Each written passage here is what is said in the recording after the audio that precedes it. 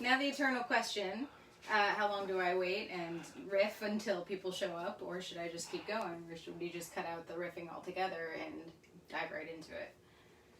But welcome to my tiny kitchen. This is a Cooking 101 video. I'm Jen. I am a dietitian.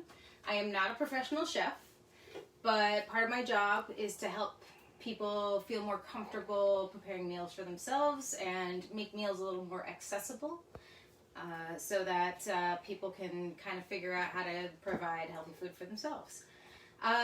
Today's 101 is going to be a fan request. A friend of mine asked me to do vegan, vegetarian type protein alternatives, which I thought was a really great topic because they can be very, very intimidating if you don't know what they are or how to prepare them or how they work. So we're going to go over the different types of vegan proteins, plant-based proteins that are out there, and simple ways to prepare them. I'm going to do pretty much the same preparation on all of them because it turns out they all kind of cook up the exact same way.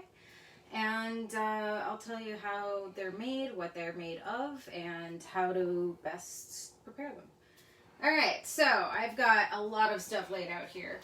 I've got my plate of proteins, got some mushrooms, I've got some flavorings.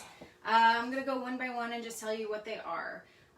Let's start with tofu. So on my plate, I cubed up some tofu here.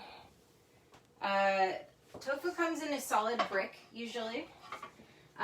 It's made entirely of soy milk. They take soy milk, they boil it, and then they add a coagulant. A coagulant makes stuff form solids. Usually we use a lot of coagulants in making cheese. Same idea with soy milk. You boil up the milk, you add a coagulant, it forms a solid, and then it gets pressed into a brick, and that's what tofu is. The coagulant they add to tofu is actually almost usually gypsum, which is a little weird because gypsum is one of the prime ingredients in things like plaster and drywall. This does not make tofu bad for you. Gypsum is actually mostly calcium. So when people in China and other East Asian countries were making tofu, it was usually in place of their protein. They're not big milk drinkers out there. Whether you know it or not, most of the world is lactose intolerant. That's a natural thing for most of us. So out in Asia, they're not going to be milking cows for everything they make. Tofu, when they added gypsum to it, was their primary source of calcium. So it's basically a neutral flavored salt, a calcium salt. This does not mean that it's the type of salt that raises your blood pressure. That's just chemically what it is.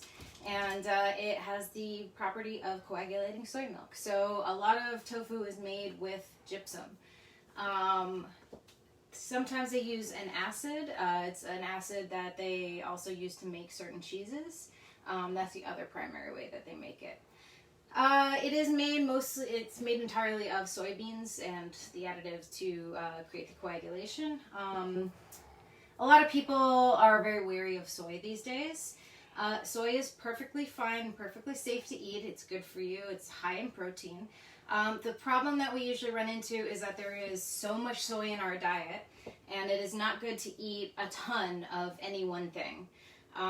If we're eating soy all the time, then it can raise the inflammation in the body, cause some other issues. But if you eat any one food all the time, it will cause similar issues. It will put too much of a nutrient in your bloodstream or overpower something. I have in the past eaten way too much kale because I was on an obsessive trip with it. And I went into the doctor just for a checkup, and she drew my blood and thought I had a genetic iron disorder because I was so overloaded. And I had to explain to her that no, I've just been really overdoing it with the kale. So soy, same idea. You don't want to eat it all the time, every single day. If you're a habitual soy milk drinker or a habitual tofu eater, you might want to scale it back a little. Just kind of switch it up with other stuff, and then you'll be fine. The one reason that soy is in our diet a little bit too much is that soy oil, which is also under the name vegetable oil, is primarily used by every restaurant across the nation because it's super, super cheap. It's also used in all sorts of processed foods because soy is a oil that can emulsify things. That means it makes it very buttery and smooth and everything mixes together. You find it a lot in peanut butter. If you ever had natural peanut butter, you know that the peanut oil separates out from the rest of it. Soy oil helps everything stick together. So soy is in everything. That's just one example. So to get away from eating soy every day so you can enjoy things like tofu like I do, try to make as much food as you can. Stay away from vegetable oil. Try to either use canola, which is the cheap one, or like I do, olive oil. We're also going to talk a little bit about grapeseed oil today because that's a good one for doing pan frying. And if you can get away from eating pre-made stuff from the store and getting away from restaurants all the time, you'll reduce the soy in your diet, and then you can have treats like having tofu like I'm going to prepare today. So that's tofu. Tofu needs a little bit of pre-preparation, especially if you are heating it up in a pan. It is a very, very wet brick. It's usually suspended in some water, and it is soaked. It's like a sponge. So what I do, and what you usually should do with all tofu, especially the firm tofu, I've never tried this with soft or silken tofu, which is another texture of another type. So I'm not sure if it'll get really squishy, but with firm, what I did was I usually wrap it in some paper towels, and then I take a book, I put some plastic over the paper towels to protect the book, and I place the book on top. So I'm here pressing my tofu. I just happened to find my Japan book, and it was the perfect size. Not any other reason I'm using that. But pressing the tofu gets a lot of the water out. I've actually changed, this is completely soaked, so I changed out the paper towels once already, but I'm going to unwrap it here if you want to zoom in again. So there's my plastic protecting my book so I don't ruin any of my books. So this is totally soaking wet again. This is the second paper towel I've gone through with this, but it's just wrapped up. Here's the brick underneath. And I'm just squeezing the water out as gently as possible. You don't want to crush it. It's not really strong, but you want to press the water out. This is so when you do a saute, it like cooks very evenly. You might get some good browning on it. You don't have to worry about the water liquefying everything around it. But the first step in preparing tofu is you always have to press out the water like this. Okay, so I'm going to put my book back on just because it's still soaking wet. Okay, so that's tofu. Like I said, it comes in a variety of textures. There's soft, like semi-soft and silken. There's semi-hard and super firm. All of those textures just basically mean how dense the tofu is. For doing sautés, I always like the semi-firm and firm. Silken is better if you like to eat tofu cold. Tofu itself does not have much flavor, if any. Sometimes if you can get it just freshly made at an Asian market or when you're traveling, it does take on kind of a nutty flavor, but mostly it is very bland. If you want to eat it cold, basically the best preparation is take something that tastes really flavorful. My favorite, very basic, soy sauce. I use gluten-free tamari. If you really like soy sauce but you are avoiding gluten, you can use this stuff. It's great. And I always use low sodium because the stuff is packed with sodium. Still tastes very good. Has a very umami flavor, which is that rich, deep, meaty kind of flavor that you get with not just meat, but with mushrooms and tomatoes and things like that. Something that'll just really enrich the tofu. If you're doing a cold preparation, take some silken, put a little brick on a plate, add your sauce, add whatever toppings you want. If you want to get super authentic, I recommend bonito flakes, which you can usually find at an Asian market. I've also seen it at Whole Foods. Scallions. Scallions never go out of style. Really good. Maybe some flaked nori, which is flaky roasted seaweed, and you can put a little bit of that on top, and it's good to go. Eat it with a spoon. I'm going to go over how to cook it in a pan today, and I'm actually going to do fried tofu. So I'm doing a fried food, which is very rare for me. I will caution you, fried foods always have more calories. Whatever you end up coating a food in to fry it, that acts as a sponge. Tofu also acts as a sponge itself. When you fry anything in oil, it soaks it up. So you end up eating some of the oil that you're cooking with. Now, I am not deep frying this stuff because I don't do that. But I will show you how to do a pan fry that makes a nice crispy tofu, because honestly, that's my favorite way of eating tofu. It's a really good treat. It's also pretty easy. I will caution you that if you do a pan fried crispy tofu, just skip the rice. That's the best way to do it. I like carbs. Carbs are not the enemy, but carbs have a lot of calories. So if you're trading off one high calorie food in your meal, just pair it with a bunch of veggies. The other trick is, if you really like cooking with sauces, if you really want a teriyaki sauce on there, I also caution you to not mix it in. Put it on the side as a dipping sauce, because sauce also contains a lot of calories and a lot of salt and a lot of sugar, especially teriyaki, which is made with sugar. So you want to put it on the side as a dipping sauce. Don't toss it. If you really, really must have it on your protein, just toss the protein on it and then leave the veggies plain. Learn to just enjoy the flavor of natural vegetables. They are pretty flavorful. A lot of these plant-based proteins, not so flavorful on their own, so I understand putting a little bit of sauce on it. I'm going to put a little sauce on it today. But just try to minimize what you're doing so that you're not doing a calorie explosion here. Alright, so that's tofu. Next on our bizarre plate of textures here. So we're going to talk about tempeh, which is this stuff right here. So, tempeh is also made of soybeans, but it is completely different.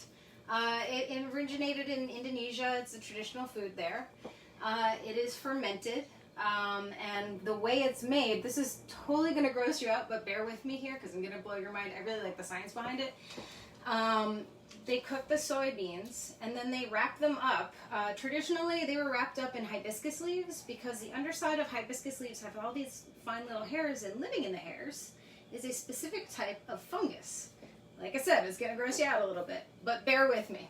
The fungus grows all around the soybeans and it digests them a little bit. It eats the carbohydrates in the soybeans, and it ends up making this matrix that you see here. Makes a solid brick, basically. Now, that all sounds really gross, but it's actually a cooking tradition that worldwide is used. We inoculate things with bacteria all the time. That's how yogurt is made. It's also how certain cheeses can be made. The bacteria is beneficial bacteria. It's not going to make you sick. It's not going to give you any sort of disease. Our bodies are inside and out coated in good bacteria that helps everything run. When this was traditionally made in Indonesia, not so much commercially, but the bacteria that they used actually produced B12, which is a vitamin you can usually only get in meat. But Indonesians found out a way to eat a plant-based protein that also gave them the same nutrients as meat. So that's kind of fascinating to me. Tofu, they found out a way to get themselves calcium without using dairy. Tempeh, they found a way to get themselves B12 without ever eating meat. So very innovative stuff that other cultures have done over the past century. Tempeh, again, they use a fungus. That must sound really awful, except that we have a lot of fungus in our diet. I have a fungus right here. This is a fungus that a lot of people eat. Not everybody, because not everybody likes mushrooms. But yeah, it may sound gross to say this was inoculated with a fungus, but it's really pretty common and not that gross or weird. So tempeh, what's really nice about the bacteria or the fungus that digests, because it's not going to put like stomach acid on it or anything like that, but it digests the carbohydrates in the soybeans. What happens is those carbohydrates are semi-broken down, and it gets rid of, I'm going to use a really long word here, it gets rid of a lot of the oligosaccharides. Now what is that? That's basically a big long word that means sugars that are a little harder to digest. People who have IBS are very sensitive to oligosaccharides, and it can really upset their stomach.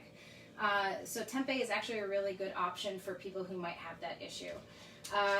It's also really high in protein, just like tofu is, because soybeans are a good source of protein. In addition, tofu and soybeans in general, edamame, have something called phytic acid. This is another part of the like in-depth nutrient I'm lost the word entirely. Phytic acid is one of the nutrients in soybeans. It makes it kind of difficult to absorb the other nutrients in soybeans. So soy has calcium and it has iron and it has all that good stuff.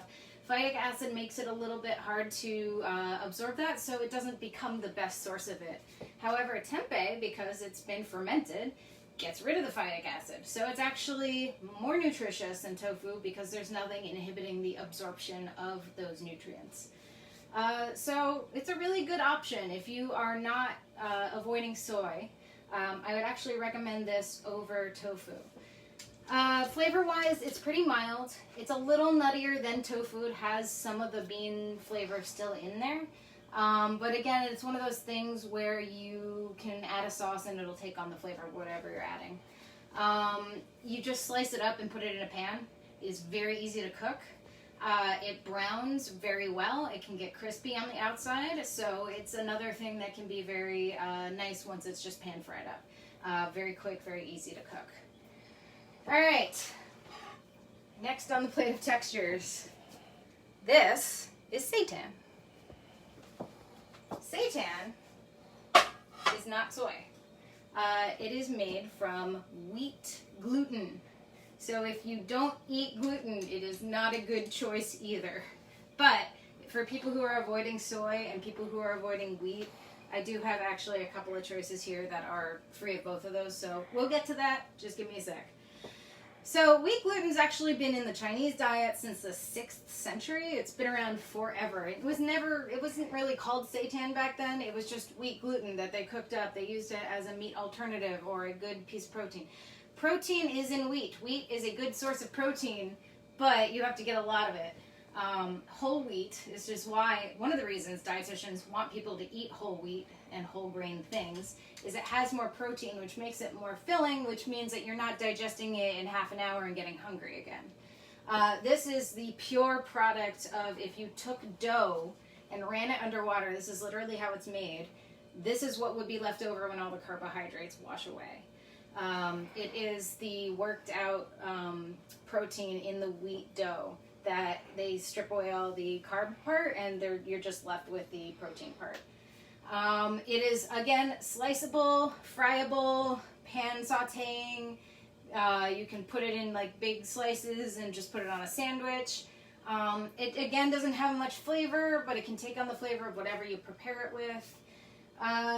This one is technically crumbles. I'm going to try and slice it. It might fall apart. That's fine. It comes in crumbles like that, so if you want something that's more like chunks of sausage or ground meat, it'll crumble into something to make like a fake meat sauce, things like that, without any problem.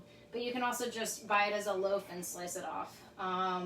Again, very easy to prepare. Same as the others, we're going to stick it in a pan and slice it up and add a little oil, and it's going to saute up nice and brown, and then we'll add our own flavors. So that's what seitan is. The final fourth one that's on the plate here, this, which looks like meat, is actually jackfruit. So jackfruit is fruit. When it is young, it is not sweet, so people have been harvesting it young, and then in a very labor-intensive chopping process, because jackfruit are about this big, it's peeled and chopped up and segmented. It's a very, very annoying process because it's sticky inside and lots of sap. But once it's prepared, it is virtually indistinguishable from pork. It's got the same kind of texture. You can sop it up with a lot of the pulled pork sauce. We talked about pulled pork sauce. That's healthy last week, so try and apply that. And it's got a very appealing texture to a lot of people who might miss meat but don't want to eat it anymore. It's mostly high fiber and carbohydrate based. There's less protein in it than the bean based and wheat protein based things, but it's still pretty filling. And believe it or not, there is a lot of protein in vegetables. So if you're worried, oh, I can't have this, it's not enough protein, it actually is, as long as you're eating it with other veggies. You get protein from a lot of your foods, not just beans, not just meat. All of this stuff provides protein in some sort. If you have a meal that's full of broccoli or mushrooms or spinach, you're getting a lot of protein from that as well. So, and the nice thing about jackfruit is because it has lots of fiber, the fiber is going to also keep you full, just like protein will. So it's going to be a filling meal still. It's just not going to be as protein heavy. Also, we don't need that much protein.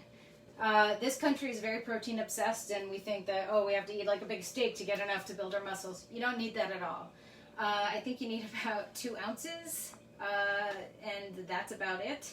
Everything else your body doesn't really use, and it goes right through you. So don't obsess over, is this enough protein? It usually is. If you're eating a full plate of veggies, add some jackfruit on it, you're fine. If you feel like you're not getting quite enough, add one of the bean-based ones, or you can use the wheat protein too. Or just add regular beans, add some lentils, add some broccoli. All good plant-based protein sources, you're gonna be fine. So jackfruit is great because it's gluten-free, it's soy-free, it's a fruit. You can also buy jackfruit when it's ripe, and that's going to be super sweet. It's going to be a little more carby. Not bad for you though. Usually the only time I've seen it in stores is packed in syrup, so I don't recommend that just because anything packed in syrup is going to be a sugar bonanza. But if you ever see jackfruit on the menu somewhere, usually as a dessert, it's going to be very, very tasty. Back to the preparation of it. I would never in a million years try to break down a jackfruit. I have heard nightmares about it. It is very, very sticky. It won't get off your hands, and you can spend hours trying to break one fruit down. Instead, I found a brand called Upton Naturals, which I'm kind of obsessed with right now. This is the package it came in. This is the same jackfruit brand that I used last week when I made my jackfruit tapas I talked about. They prep everything. This is the regular unflavored, unseasoned jackfruit, and so I can add whatever I want to add to it. You can buy it pre-seasoned, and honestly, I usually hate store-bought marinated stuff, but the ingredients list is real short on these, and they only use whole spices, whole vegetables. They use sometimes herbs, but it's all food. They don't really preserve anything because they use instead vinegar to preserve stuff, or they use garlic and onion to flavor it. So it's not high in sodium either. So if you don't feel like coming up with any solution for how to flavor jackfruit, you can buy Upton Naturals. And actually, they made the seitan too. So I got the plain again because I'm gonna do what I want to do. But they have flavored seitan as well as a variety. I found both those things in Westside. Westside seems to be really stocking up on it if you are a New Yorker. Otherwise, check their website. I'm sure you can find, but the fact that they're getting into a pretty big grocery chain in New York tells me that this is probably going to be available in places like Whole Foods. So just keep your eyes out. Other brands are totally fine too, so you don't have to stick with that brand. Just check the label.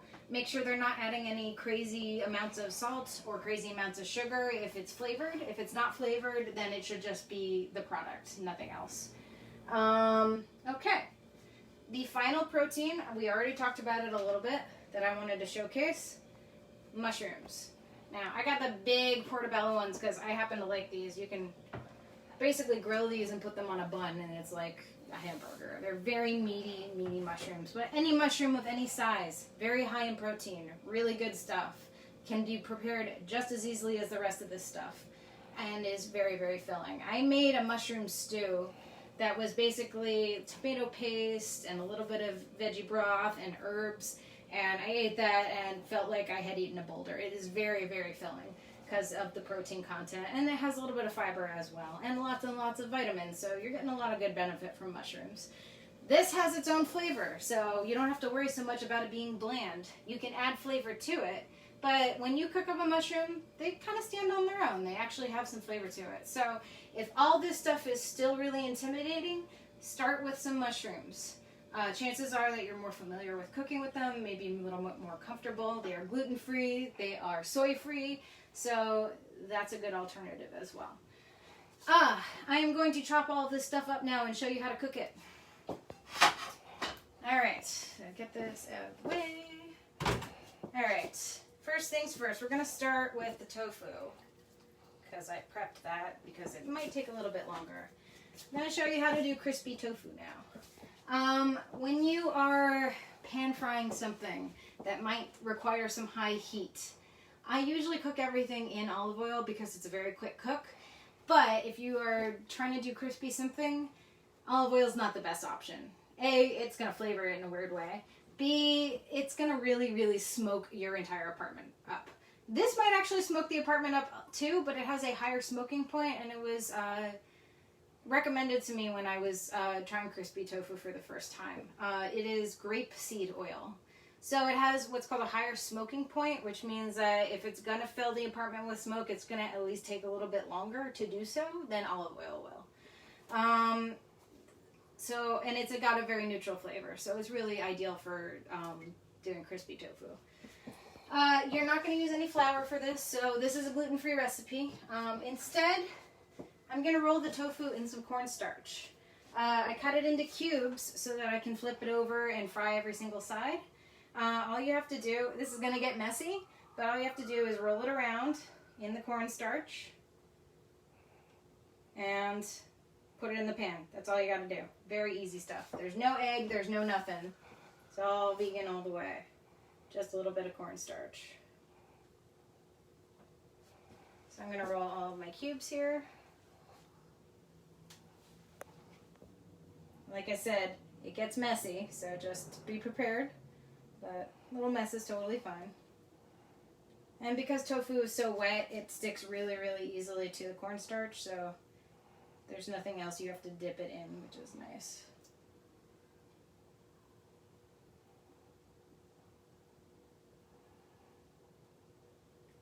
And I'll do 6 pieces, why not? I'm not going to sit here and do the whole brick because that would take forever, and you don't need to watch me doing that and making a huge mess all over my kitchen. Alright, so everything is nicely rolled. I just wash the covers off. Alright, so add your cooking oil. This can be about 1 to 2 tablespoons, not a lot. We're not deep frying this, you are not submerging anything in oil. You just want enough so that it doesn't stick. So I'm going to go all over the whole pan because we're going to add other stuff in later as we go. And you want it on like medium heat, maybe a little medium high. It depends on your stove.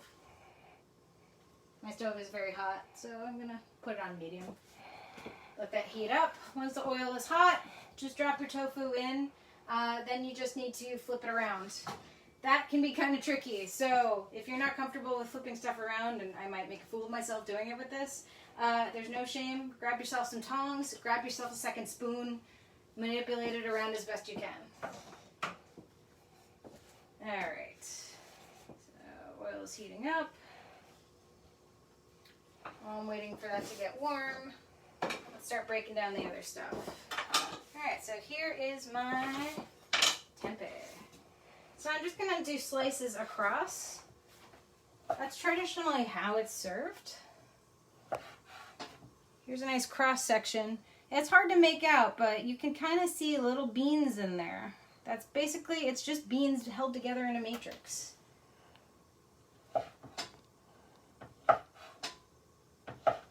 So I'll do a couple slices of that. I'll bring my seitan in.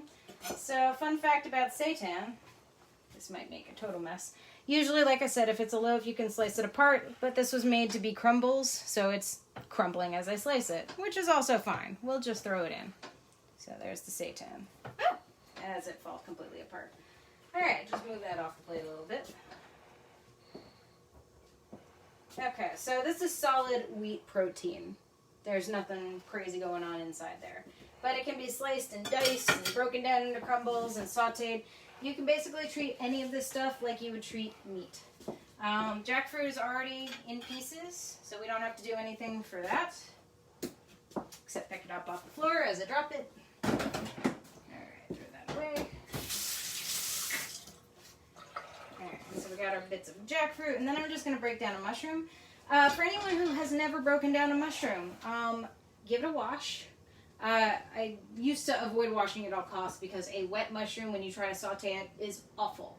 But I learned in one of the cooking classes I took last year, you can actually wash them and just let them dry, which seems really simple, but I never thought of it. And then you just want to remove the stem. You can cut it off, or you can break it off if you want. I'm just going to slice across here. Alright. And then the rest of it is good to go. Make sure there's no dirt going into your pan. And then, just so I can have some uniformity in my pan, I'm going to do slices of this as well. Everything can be sliced, diced, thrown into a pan. We're talking pretty simple cooking here. You don't have to get crazy or inventive. You don't have to do anything labor intensive. If all you have time for at home is getting home and doing a quick saute, that is a valid dinner. It's actually a preference of mine. If I can put it in one pan with some oil and just take care of it, not an issue. Alright, so this oil has gotten very hot. If you overheat your oil in the pan like I just did, just cool it down. I turn the heat really low, give it a sec. If you throw it in while it's super hot, it will explode. Oh, it won't explode, but it'll send oil everywhere. It'll get on your skin. That doesn't feel very good. So just give it a minute to cool down for a sec. I've turned the heat really low. Now I'm turning it up again. And now I'm just going to take my cornstarched tofu here. I've got a chunk of cornstarch on here. Don't want a chunk of cornstarch. That doesn't taste very good. And then just add it to the pan.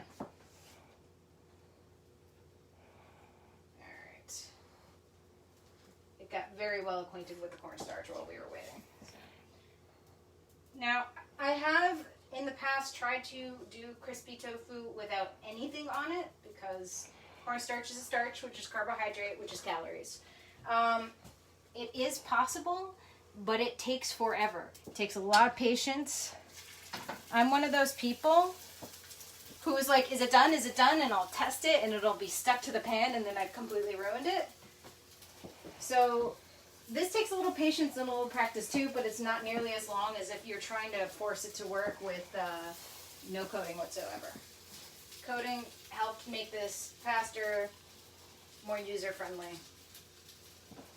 Okay. So we're starting the crispy tofu first. And the only reason I'm doing that is it's going to take a little bit longer to cook than everything else here. Everything else we're going to throw in the pan. It'll be done in a minute. So let's talk seasoning. I have some toasted sesame oil here. One of my favorite things for when I'm doing Asian-inspired cooking. Sesame oil adds a lot of really good flavor, but I don't use it to cook in. It gets added a little bit later in the cooking process, more as a flavoring agent than anything else. And that's because of the smoking point issue as well. So as we get towards the end of this, then I'll worry about that. I've also got some ginger here. It's looking a little moist because it was in my freezer. I freeze my ginger. When I was working last year at a hospital and we were doing cooking classes, the chef came in and basically said, never ever freeze your ginger, it's awful. But when I buy a big hunk of ginger, I don't use it all in one sitting. I don't know anyone who does unless they're cooking for a lot of people. So if you want to just preserve your ginger, throw it in a plastic bag and put it in your freezer. And you don't even have to thaw it out. You can actually deal with it frozen. The best way to do it is, this is a grater. It also looks like it could be an industrial file, but it actually is really good for making very fine cheese gratings. But when I'm adding ginger to a recipe, you can just scrape the ginger along the grater here and it'll fall right in, frozen or fresh. So this is a very handy tool. You can buy these on Amazon, by the way. They're very cheap. And then I talked about my tamari, my wheat-free soy sauce. This is another thing that gets added towards the end. You don't want it to scorch or burn. Anything like that, it's going to make the flavor awful. So towards the end of the cooking process, when I'm on my final side of the tofu, or when this stuff is sauteed and ready to go, that's when I would add a little bit of light sauce. Your other option is to always just cook everything up unseasoned, and then you can add the dipping sauce later. Those are two different cooking methods. Cooking things up unseasoned isn't for everyone. It's going to make it taste really weird. I only offer that as an option if you are using a very high calorie sauce, something like teriyaki sauce. The other option for that, as we talked about, is at the very end, again, when everything is pretty much cooked up, that's when you add something like teriyaki sauce to just the protein, and then you serve the vegetables plain. That cuts down on the salt, sugar, and calories that you're dealing with. Alright, so tofu looks like it's getting pretty, yeah, look, nice and brown on one side. That's what we're going for, is a nice crisp browning. It's a beautiful thing. So that's coming along quickly and nicely. So I'm going to start adding in my other stuff. So we'll start with the tempeh. So it's kind of swimming in a little of the oil, a little bit more than I would like. I wanted to make sure there was enough for the tofu. Probably a little bit too much if I'm being honest with myself. That's okay. Mistakes happen when you cook. Nothing is going to be perfect all the time, always. And I eyeball my stuff a lot. So that's kind of the consequence of eyeballing. If you want less oil in here, measure it out. I always say if you're not comfortable, just measure it out. Don't worry about anything else. Alright, so we're adding the seitan. So in China, seitan was just wheat gluten for hundreds of years. And then in the 60s, in Japan, the macrobiotic movement came along. That was a tradition of eating whole foods, prepared certain ways to create a beneficial, low carcinogenic, maximized health option for people. A lot of people still eat macrobiotic today. It's actually very popular with cancer patients, other ill patients. Alright, so I'm going to flip this tempeh. If you want to zoom in again, you can see also getting this nice golden brown. Now, I didn't coat this in anything. It just naturally likes to do that. So it can be very appealing with that crispy, crunchy texture and kind of a softer interior.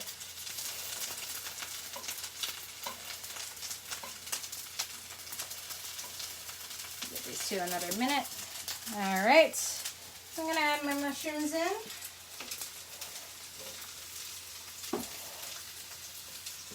We're just going to have a segmented meal here. Now, I just want to talk for a second about cross-contamination. Anyone with a food allergy has probably heard this term and knows what I'm going to say, but if you are cooking for someone who is gluten or wheat sensitive and you put everything in the pan like I just did, you're going to cause that person some distress. When foods that have allergens are cooked next to each other, they tend to contaminate each other. So you'll have to, if you have a soy or wheat sensitive friend who you are cooking for, make sure you use separate pans. Don't do what I did. I'm just kind of optimizing the space here because I have a super tiny stove and I wanted to show everyone how similarly this stuff cooks up.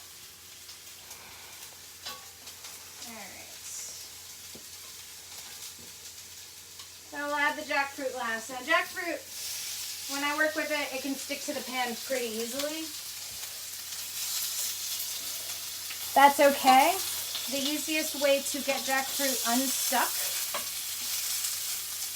is to just add a little bit of water or a little bit of broth. If you're cooking with wine, you can add a little bit of wine. That's all called deglazing, and it's the easiest way to get anything stuck to the pan unstuck. I also recommend this for cleanup. If your pan is really gross and sticky or black with stuff that kind of stuck to it and fried up, add a little bit of water with the heat still on. It's going to bubble away, but you can take your stirring implement and just push everything aside. Alright, so flavoring agents that I'm going to add. I have a little bit of garlic here. I believe it was our first cooking video, the sauteed greens, that I talked about how to peel garlic, which is you press on top of it. Comes right off. I also talked about at that time when you add garlic at the end of a recipe versus the beginning, it still works. It's going to have a stronger, more garlicky flavor, but for garlic lovers like me, I actually kind of prefer it that way. So as a flavoring agent, I'm just going to add this in. That's our first flavor.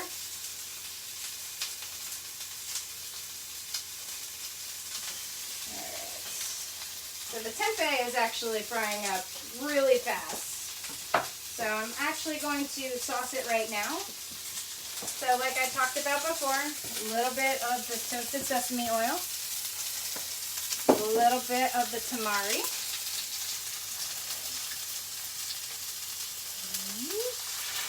and you can see the tamari starts boiling everything, so that's why you add it last, not first. And then I'm just going to take a chunk of this ginger and grate it on top. It's a little bit wet. Alright. We've also got some scallions here, so that's the last thing I'm going to add.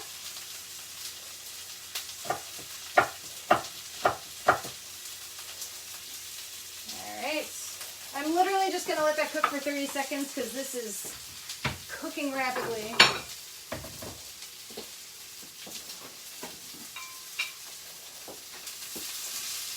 But get all those flavors in there and then get them out of the pan.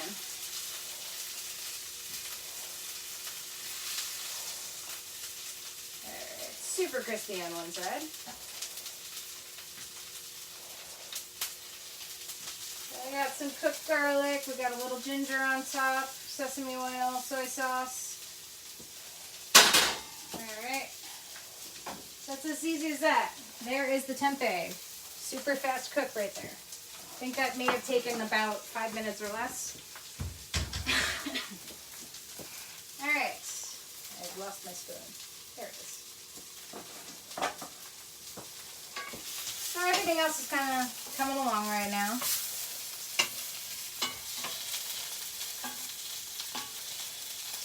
Put the mushrooms around.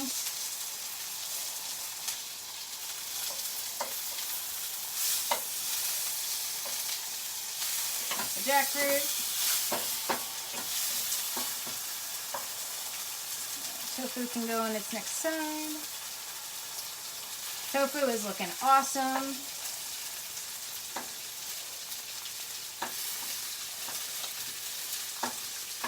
Make sure you don't abandon your pan when you're cooking because you don't want anything to burn, and sometimes this stuff, like I just showed, goes much faster than you expected. So just make sure you're watching what's going on. Move things around so it doesn't burn. If you want to zoom in on this right now, you can actually see the wheat protein, wheat gluten, is also getting a nice crispy texture on top. So I think that when you're eating a meat alternative, one of the most important things is texture. Everybody thinks that these meat alternatives are mushy and unappealing, so you can prove them wrong just by cooking them up this way. Alright, everything is basically taking on the type of texture I want it to right now, so I'm going to start the seasoning process with that as well, which is, I just showed you, add a little bit of this sesame oil. Just a touch. We don't want it to be super greasy. Then we're going to add the tamari.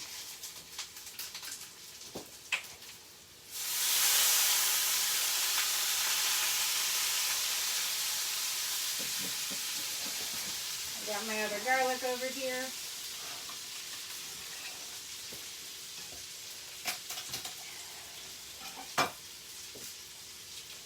I super promised my husband this wouldn't take 45 minutes again because his arms are killing him, but I lied. So I apologize, Alex. Thank you for holding the camera this long.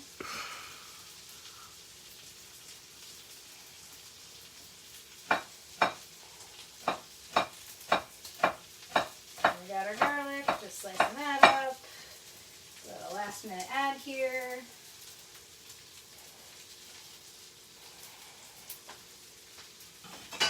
Grate that ginger.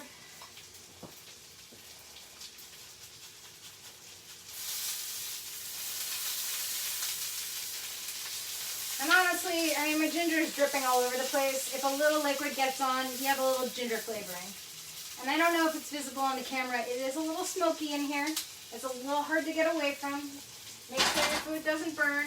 I have the tiniest apartment. It's all 475 square feet, so it fills up with smoke pretty fast. That's pretty normal. There's not much you can do about it. Just open up the windows, put on a fan if you have it.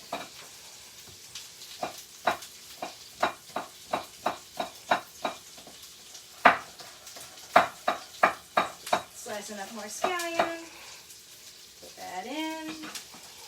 All this goes to flavor. And that's it. I'm just going to stir all this together so that it combines. And that's your meal. While you're doing this with your proteins, if you want to throw your proteins in the pan first, you can then just kind of push it aside, which is my favorite way of dealing with this. Put your veggies all in here, and then you'll have a one-pan meal. So there's very minimal cleanup. Everything is flavored now, and it's pretty much ready to go. It is an amalgam of many different plant-based proteins, but they're all good. They're all going to have a nice crispy texture. Just going to slide them out of the pan, because if they start burning in my sign-off, that'll be super embarrassing. Alright. That is a lot of protein right there. But it's all going to taste super good.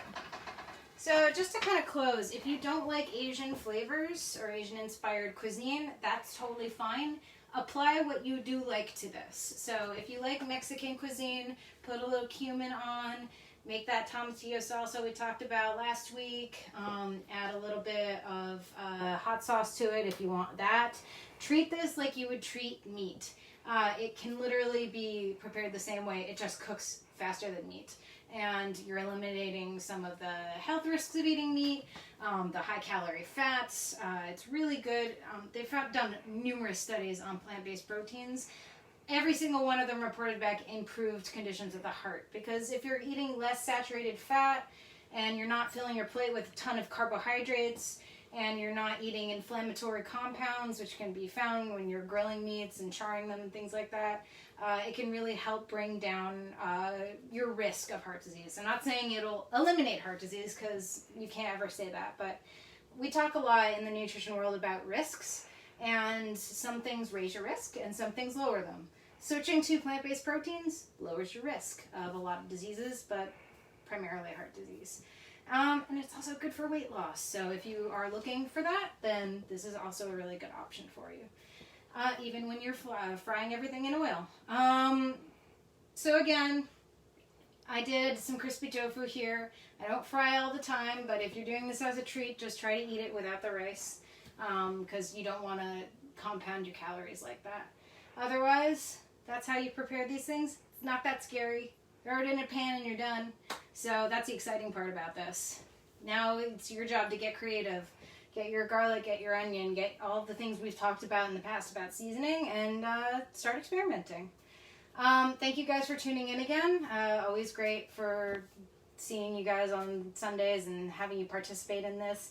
Again, if you have any suggestions for things you'd like to see me do or explain or break down the health benefits for, leave a message in the comments. I love getting your feedback. It's really giving me life right now, especially because I never leave my apartment. And again, if you would like to contribute to the show, I do take donations on my Venmo, which is at JSRockRD. Anything you can contribute is welcome. I use the money to pay for the groceries, basically, that I use to demo on the show. Anything else, if you can't contribute, that's totally fine. This is a free thing that I'm doing for people, and I know that not everybody can afford it right now, so I want to make this available to people. But if you want to contribute and you really like what you're seeing, that's also super appreciated. Thanks for watching, and I'll see you next week.